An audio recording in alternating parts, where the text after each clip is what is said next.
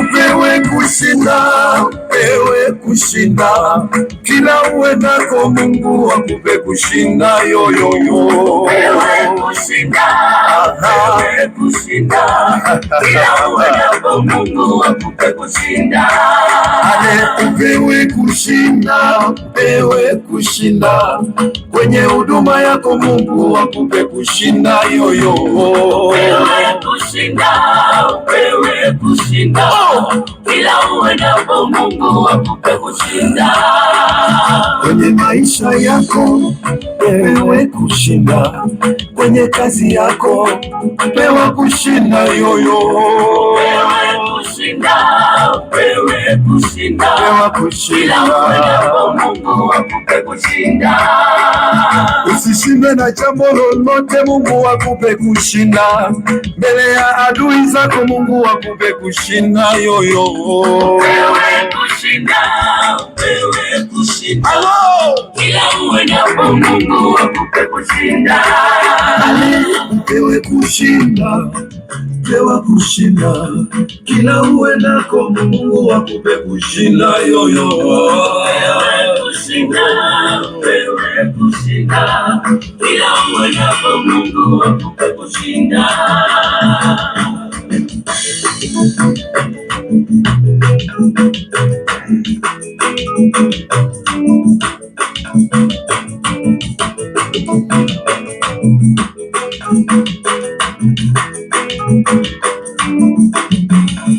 Kwa ajili yako mbingu haitanyamaza, kwa ajili yako mbingu haitatulia yoyoyo. Upewe kushinda, upewe kushinda, kila uendako Mungu akupe kushinda. Pewa kushinda, pewe kushinda, kila uendako Mungu akupe kushinda yoyo. Upewe kushinda, upewe kushinda, kila uendako Mungu akupe kushinda. Mbele ya watesi wako, mbele ya maadui, mbingu isinyamaze ikupe kushinda yoyo. Upewe kushinda, upewe kushinda, Upewe kushinda, kila uombalo Mungu akupe kushinda, kila ufanyalo kwa mikono yako pokea kushinda yoyo. Upewe kushinda, upewe kushinda, Haleluya, Mungu akupe kushinda. pokea kushinda, pokea kushinda, kwa jina la Yesu upewe kushinda yoyo. Upewe kushinda, upewe kushinda, kila uendako Mungu akupe kushinda.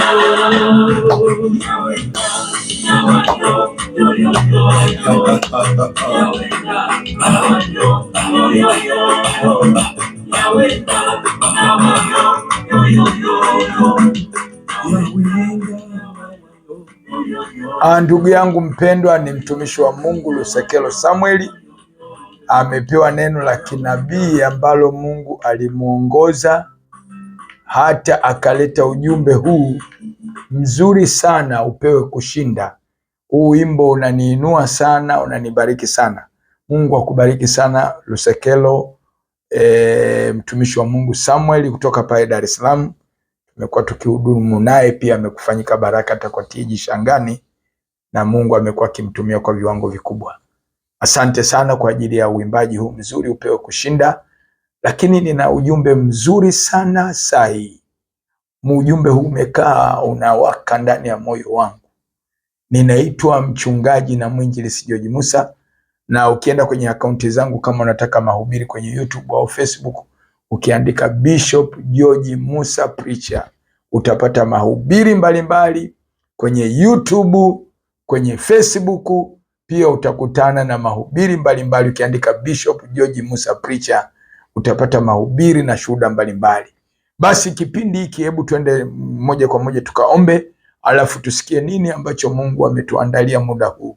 Baba yetu wa mbinguni, katika jina la Yesu, asante kwa sababu ya wakati mzuri. Mungu, umeweka neno hili kifuani mwangu kulirudia mara kulirudia, kwa sababu wakati umetimia, muda uliobakia ni mdogo. Hatutaacha kusema wala kunyamaza, kwa sababu Mungu umewasha moto ndani ya vifua vyetu. Ninaomba Roho Mtakatifu ukashuke na kuwahudumia watu wako popote walipo, watakaposikia ujumbe huu, uwaweke tayari, na kwa wale ambao hawajatubu watubu na wakubali kumpokea Yesu kuwa Bwana na Mwokozi wao, na wale waliookoka hata kama wanajichanganya, Mungu arudi kwenye laini, kwenye mpango wako, wakijua kwamba muda wote Bwana unarudi kwa ajili ya kuhukumu dunia. Ninaomba neema yako Bwana, naomba uweza wako Bwana, naomba Roho wako Mtakatifu akashuke na kutuhudumia muda huu, katika jina la Yesu aliye Bwana na Mwokozi wetu ninaomba, amen. Ndugu yangu mpendwa, nimekuwa na mfululizo wa masomo mbalimbali kuhusu siku za mwisho, na ndio nitaendelea pamoja na siku zingine. Mungu ananipa ujumbe maalumu, kama ile wiki iliyoisha, siku zilizopita nilikuwa na ujumbe ambao uliingilia kati masomo yetu ya siku za mwisho. Sasa leo nina kipengele cha muhimu sana. Siku zinasema, kipengele kinachosema ni ujumbe wa siku za mwisho, lakini nasema siku zimeisha, Yesu anarudi muda wowote. Ndio kipengele ambacho tunakiingia. Ni ujumbe wa siku za mwisho, lakini unaosema siku zimeisha, Yesu anarudi muda wowote. Na kwa nini tunasema siku zimeisha? Kwa sababu dalili za kurudi Yesu zote haraka zimetimia.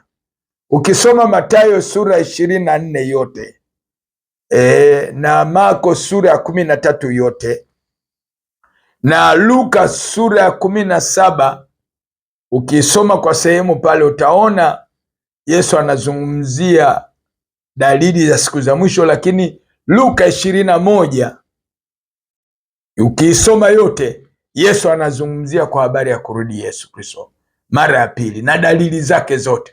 Kwa hizo sura zote hizo zinathibitisha kwamba fundisho hili la kurudi Yesu ni la muhimu, kwa sababu katika kanuni ya kutafsiri maandiko, unapoona maandiko yanajirudia, kwa lugha rahisi ni kuelewesha, unapoona maandiko yanajirudia, yanarudia, yanasisitiza mkazo juu ya jambo hilo, ina maana hilo ni la fundisho la muhimu sana kwa ajili ya kanisa, kwa ajili ya watoto wa Mungu. Kwa hiyo fundisho hili la kurudi Yesu ni la muhimu sana, kwa sababu mambo yote yametimia. Na yale yaliyoandikwa katika Mathayo 24 mstari wa kwanza, sura yote hiyo 24, ukisoma hapo utaona dalili nyingi zimezungumzwa, lakini leo nitazungumzia dalili moja tu ambayo ni ya msingi sana, itakao kusaidia wewe kuwa makini na kuwa tayari, kwamba kuongezeka kwa manabii wengi wa uongo watakuwa ni wengi mno, na Yesu alilizungumza hili, manabii wengi wa uongo na Wakristo wa uongo. Sasa hii dalili nataka niizungumze, ambayo sasa hivi imekuwa ndio kama tunasema ni kama kawaida. Watu hawajui kupambanua wanapoona haya mambo ya uongo, manabii wa uongo, mitume wa uongo, wachungaji wa uongo, wainjilisi wa uongo, hawajui kujua kwamba ni kutimiza unabii. Na ndio maana ninachokutahadharisha, ili usitimize unabii, wewe ukawa mjumbe wa uongo, unaiondoa ile kweli ya Mungu, unahubiri injili nyepesi iliyogoshiwa, lakini injili inabakia injili kama ilivyo. Na injili ya Yesu ni toba na kuacha dhambi, hakuna kitu kingine. Hayo mengine ni ziada, lakini msingi wa injili ya Yesu, ukisoma Marko sura ya kwanza mstari wa 14 hadi 15, alipokuja anawaambia Wayahudi, wakati umetimia, ufalme wa Mungu umekaribia, tubuni na kuiamini injili. Hiyo ndio injili ya Yesu aliyotuagiza tuambie, wakati umetimia, wakati umekaribia, au umetimia, yani wakati umekaribia, wakati umetimia, ufalme wa Mungu umekaribia, tubuni na kuiamini injili. Injili inaambatana na toba, yani watu waambiwe tatizo la dhambi alafu watubu. Unaona, sio vitu vingine. sio majumba, sio magari, sio injili hiyo. Unaona, injili ya sasa hivi ni ya msingi wa vitu vya mwilini. Unaona, na hata kwenye maombezi pia amekazaniwa sana watu kupokea uponyaji wa mwilini, lakini sio wa rohoni. Hawaambiwi kwamba rohoni ndio kwenye msingi wa mambo yote. Yaani Yesu hakuja duniani kwa ajili ya vitu vya dunia, watu wapate vitu vya dunia. Yesu alikuja kwa ajili ya watu watubu dhambi, waende mbinguni. Haya mambo ya dunia yana ukomo wake, unaona. Na ndio maana kwenye masomo yangu ukifuatilia kwenye YouTube, kwenye Facebook, utaona mafundisho yangu na kujengea msingi kwa habari ya kumjua Yesu na kuishi maisha matakatifu na kwenda mbinguni, kwa sababu hivi vitu vya dunia vina muda wake. Kwa hiyo hili ni jambo la msingi sana. Sasa nitaisoma dalili hii moja hapo kati ya dalili nyingi iliyopo katika Mathayo 24 mstari wa 4 na wa 5. Utaona hapa Yesu anatoa tahadhari, na ndio mpaka leo anatoa tahadhari kupitia sisi walimu na wachungaji na wainjilisti. Tunatoa tahadhari, na hii ni tahadhari ya Roho Mtakatifu. Utasikia, utapuuza, Mungu hana lawama. Na ndio maana injili inahubiriwa kwenye mitandao, watu wanaonywa, mwenye kusikia anasikia, mwenye kusikia na linatokea upande mwingine, Mungu hana hasara. Watu watahukumiwa kwa halali, kwa sababu mafundisho tumewaonya, tumewarekebisha, tumewatahadharisha, watu wanaziba masikio. Na ndio maana nazungumza ili kuongezeka kwa manabii wa uongo, kwa sababu kuna watu waliijua kweli ya Mungu, unaona, lakini wameiacha. Au kuna wengine waliokoka vizuri, lakini roho zidanganyazo zikawaingia, wakaiacha kweli ya Mungu. Unaona, watu na akili zao, tena wengine ni maprofesa, madokta, lakini wamekengeuka, wameiacha ile injili ya kweli. Sasa roho za uongo hazijali umesoma au hujasoma. Na hapa nitakupa dawa ya kujua roho za uongo. Chujio, nataka nikupe chujio. Na ndio maana nimechukua hiki kipengele, kwa sababu ndio kinachoongoza sasa hivi kuwatoa watu kwenye kweli ya Mungu. Watu wanatoka kwenye mstari, waliokoka vizuri, lakini unakuta mtu amekengeuka, anakuambia hapo hakuna Mungu hapo, au kuna Yesu, huyu amepoa huyu. Nataka nikwambie, nisikilize vizuri, usije ukatimiza unabii kwa kuiacha kweli ya Mungu. Sasa Yesu anatahadharisha wanafunzi wake, na ndivyo anavyokutahadharisha wewe na mimi. Katika Mathayo 24 mstari wa 4 na wa 5 inasema hivi: Yesu akajibu akawaambia, angalieni mtu asiwadanganye. Unaona, anapozungumza hivi anatahadharisha, kwa sababu wengi watakuja kwa jina langu wakisema mimi ni Kristo, nao watadanganya wengi. Sasa Yesu anasema angalieni mtu asiwadanganye. Ina maana udanganyifu upo. Huyu ni Yesu mwenyewe. Ina maana dalili mojawapo ni watu kudanganywa, watu kupotoshwa, watu kuchukuliwa mateka. Mstari wa 11 inasema na manabii wengi wa uongo watatokea duniani na kudanganya wengi. Unaona, sasa anasema angalieni mtu asiwadanganye, mstari wa 4 na wa 5, kwa sababu wengi watakuja kwa jina langu. Yaani watabeba sura ya Yesu. Na katika kudanganywa, usifikirie kwamba watu watakapokuja watakuja na njia za kiuchawi. Watavaa suti, watabeba Biblia na watahubiri neno, watataja jina la Yesu. Ila katika 90% utaiona ni neno la Mungu kweli kweli. Ila 99 kuijua, ni lazima nitakupa mbinu ya kuijua hiyo 1% ya uongo. Na sio kila wanapotaja jina la Yesu, hata kama miujiza inafanyika mikubwa, lazima uwe na roho wa Mungu. Ndio maana nitakueleza huko. Kwa hiyo anasema na manabii wengi wa uongo watatokea na kudanganya wengi. Unaona, anasema kwa maana watatokea makristo wa uongo na manabii wa uongo. 24 mstari wa 24 Mathayo hii anasema wa uongo, nao watatoa ishara kubwa na maajabu. Yesu anazungumza hawa manabii watakao tokea siku za mwisho watatoa ishara na maajabu, wapate kuwapoteza yamkini hata walio wateule. Ina maana kwamba Yesu anapozungumzia hapa, ina maana wale walioitwa, walioteuliwa, waliookoka, anasema watadanganywa. Anasema watatokea makristo wa uongo na manabii wa uongo, watatoa ishara na maajabu. Yaani kufanya miujiza sio hoja. Kipimo chake nini kinachohubiriwa? Kuponya sio hoja, kufanya miujiza hata sisi tunatumiwa na Mungu, lakini kilichomo ndani unachokihubiri ni kitu gani? Ndio msingi wa Injili, na ndio maana kipimo cha Injili, ndio maana nitakupa chujio la kuchuja leo. Injili ya kweli, hata kama mimi ninahubiri hapa, lazima uwe na hilo chujio. Unaona, kwa sababu Yesu ametoa tahadhari, anasema mtu asiwadanganye, wanatokea manabii wengi wa uongo na wakudanganya wengi. Yaani Yesu anazungumza kudanganya wengi, na sasa hivi tunaona watu wamedanganywa wengi. Anasema watatokea makristo wa uongo na manabii wa uongo, watatoa ishara na maajabu na wapate kuwapoteza yamkini waliowateule. Ina maana mtu aliijua kweli alafu anaiacha kweli. Sasa sababu ya Wakristo kuiacha imani ya kweli nini? Siku za mwisho wataiacha imani ya kweli. Unaona, imani wataiacha, yani ule msingi wa injili ya kweli waliopokea wataiacha kwa sababu ya kuchelewa mambo yao kuto kutekelezwa. Jambo la kwanza, yani kuto kujibiwa kwa haraka majibu yako, vitu vyako ulivyomwomba Mungu. Unaona kama vile Mungu hayupo mahali hapo. Unaona hiyo sababu wataiacha imani. Luka 18 mstari wa 8. Lakini ukisoma mstari wa kwanza anatoa kanuni za kuishi. Yesu anazungumzia kanuni za kuishi Mkristo, kanuni za kuishi mtu wa Mungu. Anatakiwa aweje? Anasema imewapasa kumwomba Mungu siku zote wala sikate tamaa. Yaani Yesu anazungumza kwa habari ya mtu huyu aliyeamua kutubu dhambi na kuokoka. Anapaswa afanye nini? Kuomba Mungu siku zote, maisha yake, mwenendo wake, yani maisha yake yote awe muombaji. Unaona, lakini watu wanataka kuombewa. Na kosa lililopo sasa hivi, hawa manabii wa uongo na mitume wa uongo na walimu wa uongo hawafundishi watu kuwa mwanafunzi wa Yesu.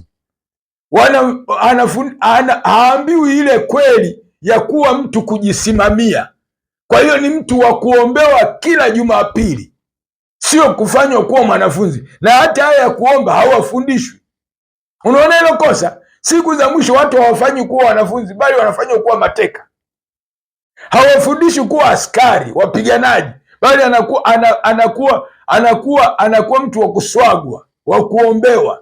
Sasa Yesu anazungumza kanuni. Sasa anapozungumza siku za mwisho watu wataiacha imani, kwa sababu wameacha Ukristo, wameacha wanafunzi kuwa mwanafunzi. Kwa sababu kitu cha kwanza mimi ninachokijua, hata mimi baada ya kuokoka nilipewa hiyo silaha, nitakueleza huko mbele. Sasa Yesu anapozungumzia siku za mwisho watu wataiacha imani ya kweli, unaona, anawaambia hivi, mstari wa 18, Luka 18 mstari wa 8, anasema nawaambia atawapatia haki upesi, walakini atakapokuja mwana wa Adamu ataiona imani duniani? Anauliza. Alitolea mfano wa mwanamke mjane aliyekuwa anadai haki yake na adui yake akamwendea hakimu dhalimu. Anasema kwa sababu yule mjane alikuwa anang'ang'ania, anamwendea yule hakimu ampe haki yake na adui yake na kuto kuchoka. Ule mfano Yesu anauzungumza akielezea kwamba sisi tunavyopaswa kung'ang'ania kwenye maombi. Mtu wa Mungu anatakiwa kung'ang'ania mpaka dakika ya mwisho, mpaka Yesu anarudi. Inatakiwa kung'ang'ania kwa maombi. Sasa huo mfano unanihusu mimi na wewe. Sasa Yesu anauzungumza huo mfano kwa makusudi kabisa, kwamba ili usikate tamaa, usichoke, inabidi uwe muombaji. Unaona? Sasa sababu ya kuiacha imani, hapo tumeona kwamba watu wataiacha imani. Sababu kubwa ya baadhi ya watu kuiacha imani, unaona, kuingiwa na roho ya shetani, mapepo. Yaani tunaposema shetani ni mashetani, mapepo, bila wao kujua kama wamevamiwa. Unajua nisikilize, usipokuwa na chujio ambayo nitalizungumza humu, ambacho kitakulinda wewe, utavamiwa na roho, na yamkini umevamiwa na roho bila wewe kujua kwamba umevamiwa. Timotheo wa kwanza sura ya 4 mstari wa kwanza inasema hivi: basi Roho anena waziwazi ya kwamba nyakati za mwisho wengine watajitenga na imani, wakisikiliza roho zidanganyazo na mafundisho ya mashetani. Unaona sasa, hii Paulo anamtahadharisha Timotheo, mtoto wake kiroho, kwamba nyakati za mwisho. Timotheo wa pili ukisoma pale anazungumzia, Timotheo wa pili sura ya 3 anazungumzia tabia za watu wa dalili za siku za mwisho. Lakini hapa pia Timotheo wa kwanza sura ya 4 mstari wa 1 anasema, Roho ananena waziwazi kwamba nyakati za mwisho watu watajitenga na imani ya kweli waliipokea, wakisikiliza roho zidanganyazo. Sasa hiyo ni roho, ina maana mtu aliijua kweli, akampokea Yesu, akaona matendo ya Yesu, lakini baadaye anakengeuka, anaiacha imani ya kweli, anasikiliza roho za uongo na mafundisho ya mashetani. Sasa utaona nitakuja kuzungumza mafundisho ya mashetani huko mbele yanakuwaje. Nitazungumza mafundisho ya mashetani yakoje, utaona mafundisho ya mashetani alivyo. Na ndio maana sio kila roho unayesikia ni roho wa Mungu. Lazima ulinganishe, kipimio chake ni neno la Mungu. Kipimio ni neno la Mungu. Hata kama mtu amesoma amefanya nini, lakini kipimio ni neno la Mungu, ndio halikosei. Neno la Mungu limehakikishwa, halikosei. Sasa kitakachokulinda kingine ni nini? Chujio. Hii nasema mimi naita chujio. Kitakachokulinda usidanganywe au kupotezwa ni nini? Chujio ni kujazwa Roho Mtakatifu. Yeye ndio chujio au chekecho.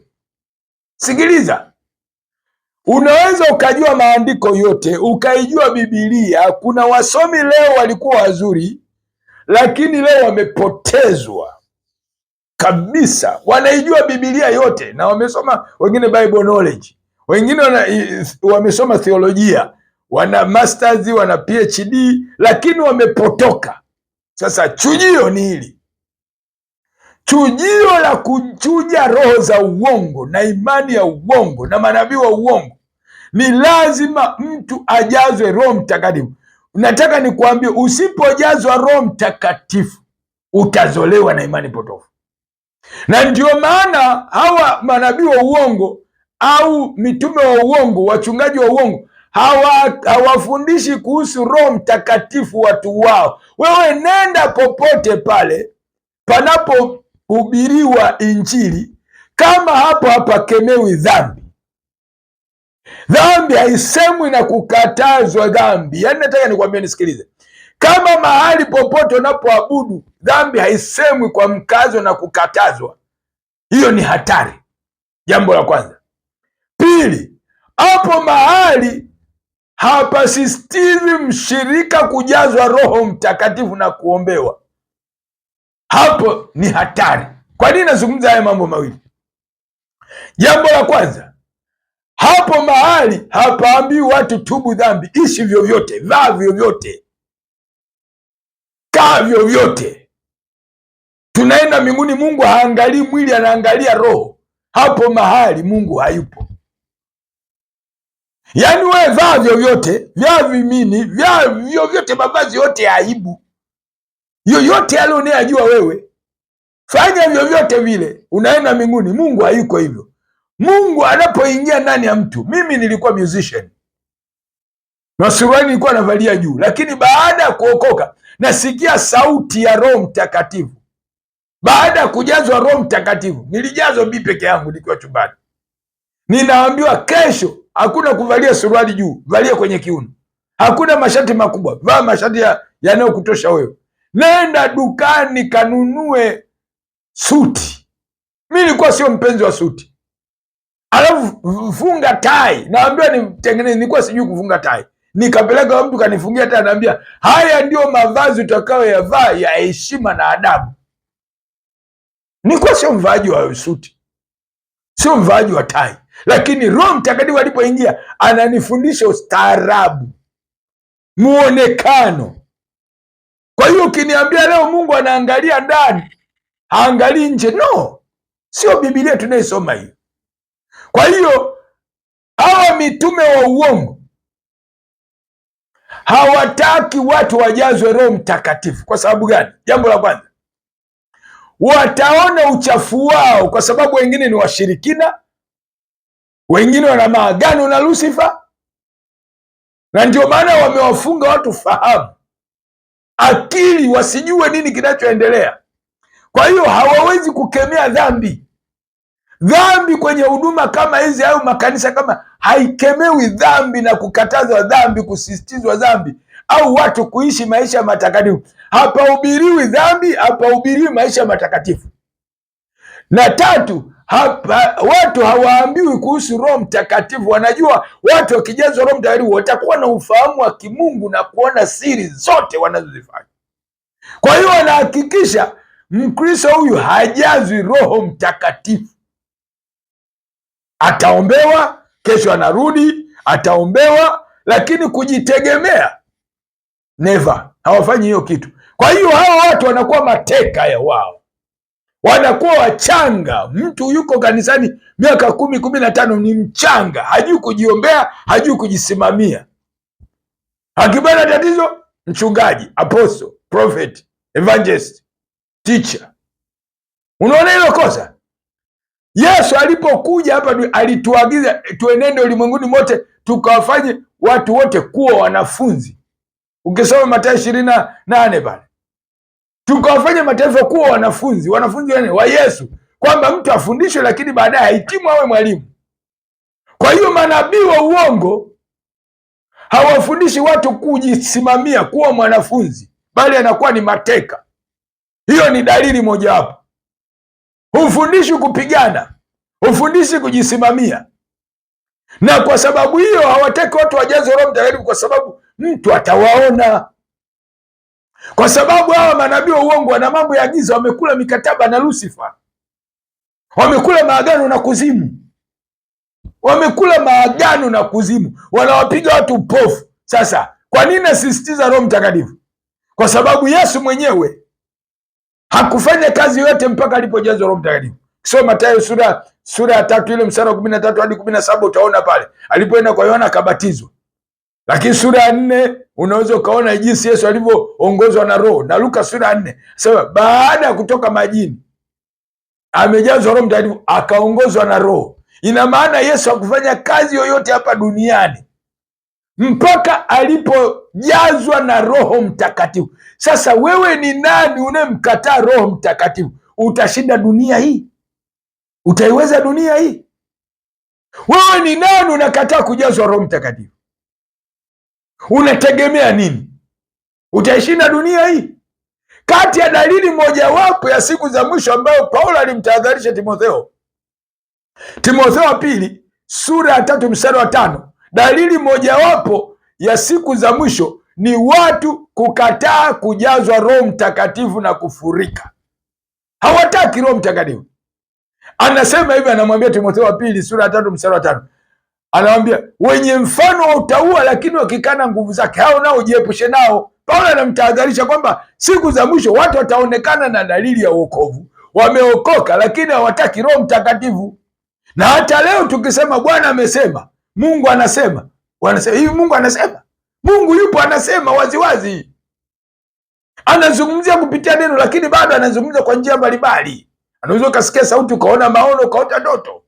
Kuna njia nyingi. Mtaalamu mmoja nisoma Mwamerika mmoja kitabu chake, akasema yeye alifanya uchambuzi, akasema kuna njia kama 20 ambazo Mungu anaweza akasema, afanya utafiti wake, ni mwana theolojia. Hasa hizo yeye alivyoziona nyingi tu ameorodhesha.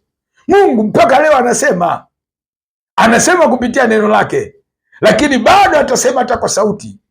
Atasema pia kwa sauti kupitia ufahamu wako. Atasema kwa maono, atasema kwa ndoto. Hata anaweza akatumia mtu mpagani au mtu yote asemjua Mungu akazungumza, kama yule punda aliweza kumzuia Balaamu sembuse. Mungu anaweza akatumia mtu yote akasema na wewe, ila kwa sababu ya uelewa mdogo wa kuto kumjua Roho Mtakatifu na kuto kumkubali, huwezi ukajua kama Mungu anasema. Hasa ni jambo la muhimu sana, na hili ninakazania. Chujio kubwa la kumjua mtu, la kujua imani ya kweli, ni Roho Mtakatifu, na Yesu anathibitisha hapa. Tuone chujio la Roho Mtakatifu, Yohana 1:47 hadi 48. Uone Yesu alivyolitumia chujio hili. Basi Yesu alimuona Nathanieli anakuja kwake, akanena habari zake, tazama Mwisraeli kweli kweli, hamna hila ndani yake. Nathanieli akamwambia, umepataje kunitambua? Yesu akajibu akamwambia, kabla Filipo hajakuita, ulipokuwapo chini ya mti nilikuona. Yaani umbali ulikuwa ni mkubwa sana alipokaa Nathanieli. Unaona, alikuwa mbali na Yesu, yuko mbali, sijui ni mita ngapi, sijui ni mita ngapi, lakini macho yake yalimpeleka akamwona Nathanieli amekaa chini ya mti. Na alipofika pale katika ulimwengu wa roho, yaani macho ya kiroho, Roho Mtakatifu akampeleka akaingia mpaka ndani ya moyo wa Nathanieli, akamwona Nathanieli moyo wake ulivyo. Moyo hauna hila, moyo safi. Wakati anatokea hivi ndio anamuita Nathanieli, Mwisraeli kweli kweli, hana hila ndani yake. Ina maana chujio la kumjua aposto wako, mchungaji wako, bishopu wako, mwalimu wako, profeti wako, lazima uwe na Roho Mtakatifu. Ndio chujio. Usilishwe matango mwitu, usilishwe vitu ambavyo havipo. Lazima uwe na macho ya kiroho, na ndicho hichi ambacho nakusisitiza. Siku hizi za mwisho zimechafuka. Kuna watu wameingia mikataba na Lucifer, wameshachukua hela za mashetani, wameingia maagano na mashetani, wameshakula hela za mashoga, wanachukua hela za mashoga kujengea miradi yao, kujengea sijui makanisa. Yani wameshachukua hela za mashetani. Na ndio maana unaweza ukashangaa kila miaka watu wanakufa tu ghafla ghafla, kwa sababu yale mashetani lazima atake damu. Sasa kwa nini nakwambia chujio? Kwa sababu sasa hivi kuna watu wamesoma theolojia, elimu ya Mungu, wana elimu zote, wana ufahamu wa kutunga hotuba, wana ufahamu wa kutafsiri maandiko, lakini hawana Mungu. Yaani hii elimu ya Mungu unaweza ukaisomea kama elimu zingine, ukatumia akili. Na ndio maana Paulo katika Wakorintho wa kwanza sura ya 2 anawaambia Wakorintho, nilipokuja kwenu sikuja nihubiri habari za Kristo kwa ufasaha wa maneno ili kushawishi akili za watu, bali katika dalili za Roho na nguvu. Yaani unaweza ukahubiri haya maandiko kwa kutumia akili ukashawishi watu kwa sababu ya ufahamu wako, ukatumia elimu ya kawaida, lakini sio katika Mungu. Na wale watu wanakuwa katika ufahamu wa kawaida. Nikutana juzi na kijana mmoja, akawa ananipa ushuhuda wa ajabu kweli. Ananiambia, mchungaji, huko nilikotokea amekaa miaka 10 hajawahi kujazwa Roho Mtakatifu.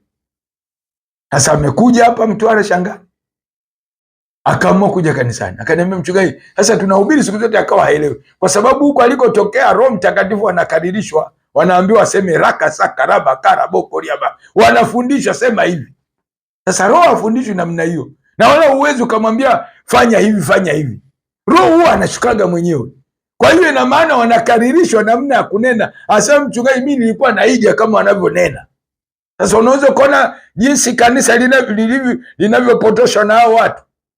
Kuna watu wanaiga, hata wasanii wanayecheza movie, si wanaweza kaiga hata kunena kwa lugha? Hata shetani mwenyewe ananena kwa lugha. Lakini utatambuaje kwamba hii ni lugha ya Mungu na hii lugha ya shetani? Na ndio maana nakupa hili chujio. Kwa hiyo Roho Mtakatifu ana uwezo wa kuona mambo yaliyojificha, yawe ya kweli au ya uongo. Unaona? Kwa hiyo nakusisitiza hii, Roho Mtakatifu ndio chujio. Na ndio maana lazima mruhusu Roho Mtakatifu ili sasa uweze kuchuja mambo yanayofanyika hapo. Usiamini mtu kusema Bwana asifiwe, hata kama anahubiri na miujiza inafanyika, usiamini sasa hivi.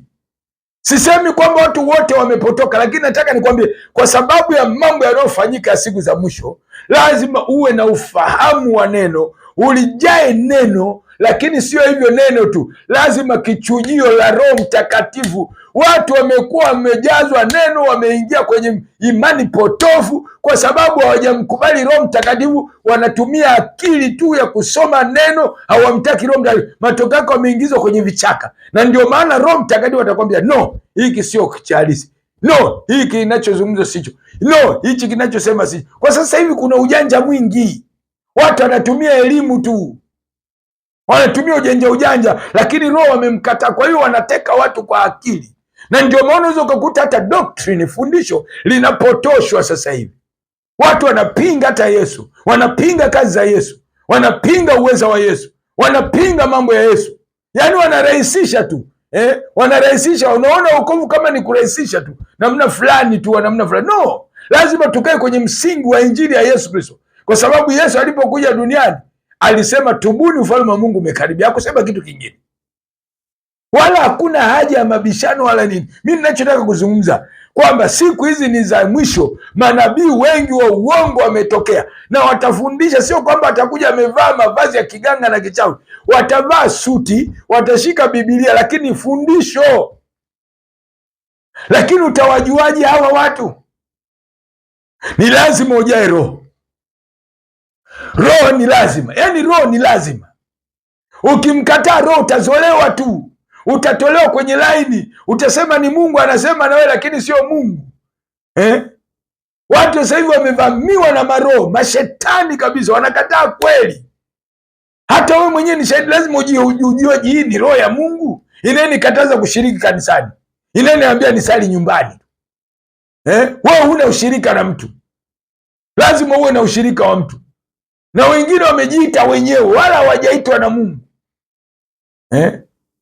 Majina ni makubwa, lakini je, Mungu amesema na wewe? Umekaa kwenye fundisho saa ngapi? Haya, mtu unaibuka tu ghafla. Una uzoefu gani? Umekaa kwenye baba yako ni nani? Hata leo wanaanzisha huduma wengi tu, lakini ukiuliza background zao, amekaa kwenye wokovu miaka mingapi? Miaka michache. Baba yake ni nani? Amekaa baba yake ni nani? Hakuna kitu. Malezi hakuna kitu. Na ndio maana hata Paulo alikaa chini ya Gamalieli, mwalimu wa Torati ule, kabla hata hajaitwa. Lakini sio hivyo tu, hakuibuka tu. Walivyomkataa mitume miaka 14 jangwani anafanya kazi, ndio baadaye mitume akasema, jamani, yule mtu aliyekuwa na waua wa Kristo yule kweli ameitwa. Miaka 14 kuthibitishwa na mitume. Sasa wewe siku mbili tu umekuwa apostol. Na ndio maana unakuta mtu kama huyu anaanzisha huduma, matokeo yake hana mlezi, hana mtu wa kumtengeneza, matokeo yake anafanya vitu vya ajabu. Tembea na washirika umomo, anajiingiza kwenye ushirikina, na ndio mambo yanayofanyika. Na ndio maana lazima uulize background ya imani hiyo, usiingie kichwa tu. Sasa hivi imani ni nyingi, sio anayesema Bwana asifiwe, Bwana asifiwe. Lazima uhoji, lazima uchunguze kwa kina. Popote unapokwenda kusali, sikiliza Roho Mtakatifu amekuelekeza hapo, usiingie tu. Mtakula sumu, mtanywesha vitu vya ajabu. Watu wamenyweshwa vinyesi, watu wamelishwa vitu vya kutisha. Nimewahudumia wengi tu, na ndio maana nakwambiaje, hawa watu, nitakueleza na hizi, hawa watu wanapiga upofu kwanza, usiwaone, zima kabisa, wasikuone. Sasa dalili nyingine ni kulegezwa kwa msimamo ya ndani ya kanisa, yani dini hiyo.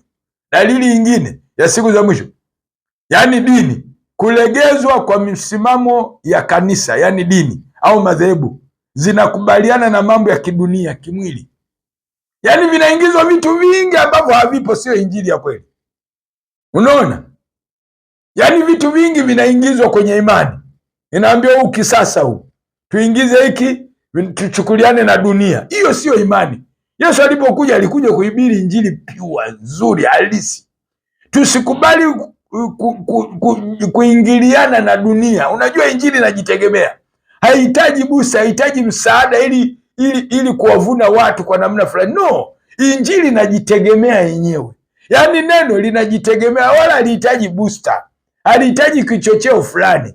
Haihitaji, yani sijui tuseme kichocheo fulani cha kuhamasisha watu, kuwavuta watu. Ipo injili ya namna hiyo. Sasa hii kulegezwa kwa misimamo ya kidini kwa sababu tunaogopa watu wataondoka wengi, si kweli. Angalia mitume wa Yesu, mpaka anaondoka aliacha wangapi Yesu? Kanuni ya Yesu aliacha wangapi? Tusome Biblia. Mpaka anaondoka kufufuka aliacha wangapi? Wamekaa pale juu mlimani karibu 120.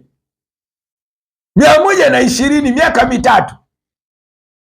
12 wale ameenda nao, alafu 120 akawaambia wakae juu ya gorofa pale Yerusalemu wasubiri Roho Mtakatifu. Miaka mitatu. Sasa leo unataka maarufu, lakini ndani hamna cream.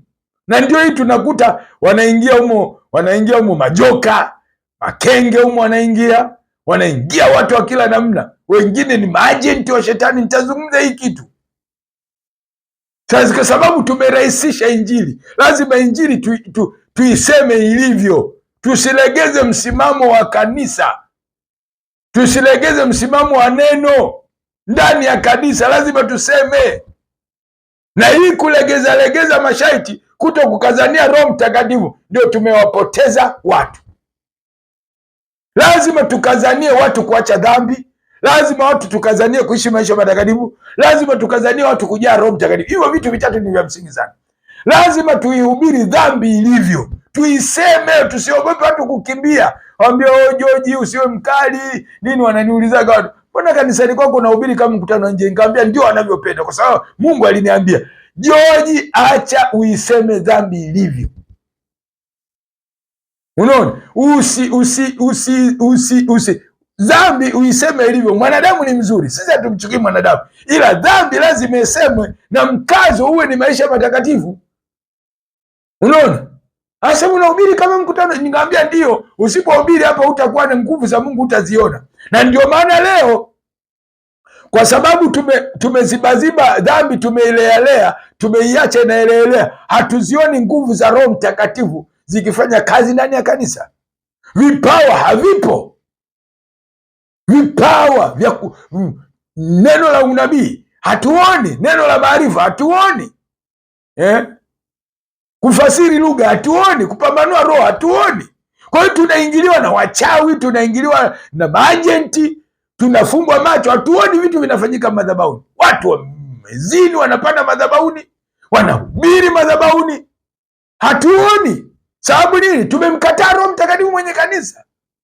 Na kwa sababu tumeacha kuhubiri Injili ya kweli ya utakatifu, ya kutubu dhambi. Watu lazima watubu dhambi. Yaani tukitaka tuone Mungu anatembea katikati yetu, nguvu za Mungu, lazima dhambi isemwe, na lazima watu wakazania utakatifu na kujaa Roho Mtakatifu. Hivyo ni vitu vya msingi sana. Sasa tusilegeze, lazima tuiseme kweli. Sasa dalili hiyo ingine ya dalili ya siku za mwisho, kulegezwa kwa katika madhehebu au dini, mkazo ule wa kiroho, kulegezwa kwa neno, kurahisishwa neno, kukubaliana na mambo ya kidunia yanaingia taratibu. Kwa hiyo huo unakuwa ni ukengeufu. Unaona, ni ukengeufu. Timotheo wa pili, Thessalonike wa pili, nimalizie kwa maandiko haya, sura ya 2 mstari wa 3, anasema mtu yeyote asiwadanganye kwa njia yote, maana haiji usipokuja kwanza ule ukengeufu. Kwa hiyo Paulo hapa anatahadharisha kanisa la Thessalonike kwamba yani mtu yote asiwadanganye. Walikuwa anasema kwamba mpiga Kristo ameshakuja, sijui dhiki ishakuja. Akamwambia jamani, hiyo dhiki haiwezi kuja mpaka uje huo ukengeufu. Ukengeufu watu kuiacha kweli, asiwadanganye. Yani ukudanganye kwamba dhiki ku tayari sijui na mambo mengine, haiji. Anasema usipokuja kwanza ukengeufu. Yani sasa hivi ndio tumeanza hizi ni dalili za Yesu kurudi. Ndio maana nimekuambiaje, dalili mojawapo ya Yesu kurudi ni uongo kusambaa wa imani. Sasa hivi kumesambaa duniani kote imani potofu, na hata mpaka wahubiri wakubwa ndio wategemewa na hubiri, anakuambia kufanya masturbation sio dhambi, yani kujichua. Nimekutana na mahubiri hayo, tena wahubiri wakubwa, anakuambia kujichua sio dhambi. Mtu mkubwa kabisa. Au mwingine anasema kutoa fungu la 10 ilikuwa agano la kale. Yani watu wanahubiri mafundisho ya ajabu, mara mwingine anatoa fundisho hili, mara anatoa, yani watu wanawachanganya. Na hii ni tatizo, ni roho ya uongo imeingia ndani ya walimu, ndani ya wachungaji baadhi, ndani ya mitume, sasa ni roho ya shetani. Lazima sisi tusimamie kweli. Sasa chujio ni Roho Mtakatifu, lazima tumkubali Roho Mtakatifu. Lakini tukimkataa Roho Mtakatifu ndio tutadanganywa. Roho Mtakatifu atakusaidia wewe kuchuja mafundisho, kuchuja kinachosema. Atakwambia hicho anachosema George, hapana, weka pembeni, hii kichukua. Yaani utaambiwa, na ndicho ninachokitaka kila mtu ambaye amempokea Yesu kuwa Bwana na Mwokozi. Ndugu yangu mpendwa, lazima uwe na chujio. Siku hizi kuna manabii wengi wa uongo, mitume wa uongo, walimu wa uongo, wachungaji wa uongo, wainjilisti wa uongo, watu wa kila namna, makristo wa uongo. Utajihadharije? Ni lazima ukubali chujio la Roho Mtakatifu. Roho Mtakatifu ndiye atakaye kusaidia wewe.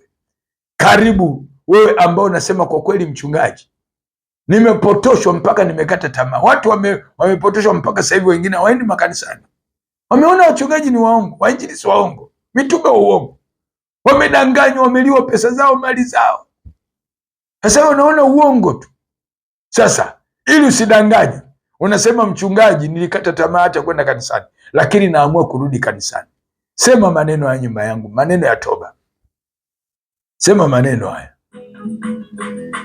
Sema maneno ya nyuma yangu. Sema, Bwana Yesu,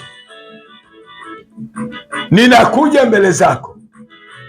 Nimesikia ujumbe huu kwamba Yesu narudi haraka, lakini kuna dalili nyingi zipo umezisema, lakini moja ni ya manabii wa uongo na Wakristo wa uongo.